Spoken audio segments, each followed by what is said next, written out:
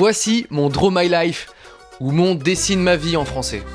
Mais ça fait un petit peu nul, Dessine ma vie quand même. Je vais d'abord vous parler de mes parents qui sont nés juste là, en Roumanie.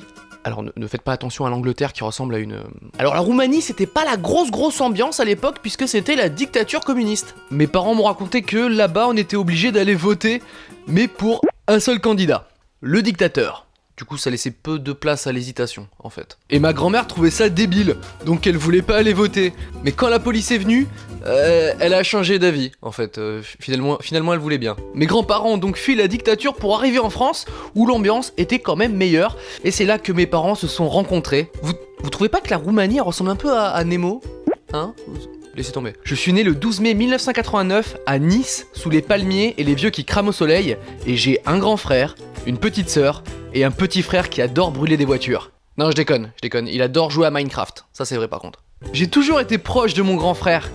Enfin, surtout son poing de mon visage.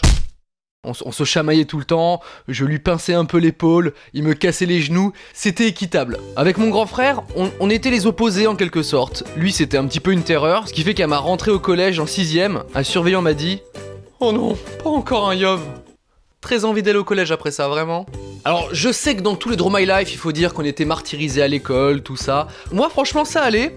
Bon, il y avait juste un élève qui s'acharnait sur moi en 6ème, mais je l'ai revu 2 ans après, on avait tous grandi et... Ah non, sauf lui en fait. Et bah franchement, ça l'a rendu beaucoup plus sympa. J'ai jamais eu une tonne d'amis, ils étaient peu, mais on était pareil, on adorait créer des trucs et j'en vois certains encore aujourd'hui. On passait nos week-ends et nos vacances à inventer des histoires pour en faire des BD, à faire des sketchs audio, à faire de la musique, à créer des jeux sur RPG Maker.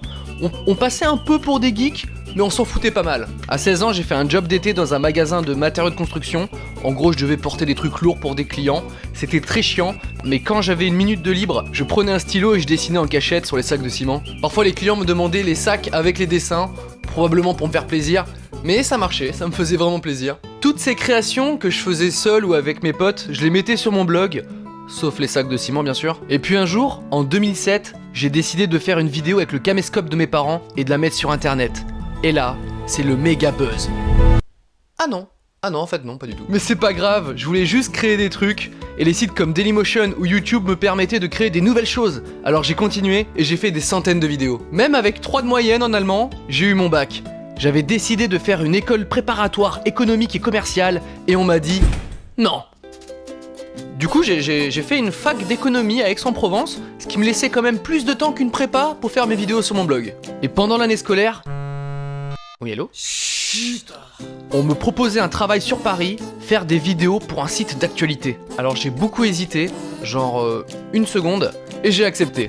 Mes parents savaient pas trop si c'était une bonne ou une mauvaise nouvelle, du coup ils m'ont dit « Si ça marche pas ton job sur Paris, tu reprends les études ?» Bien sûr papa, bien sûr maman.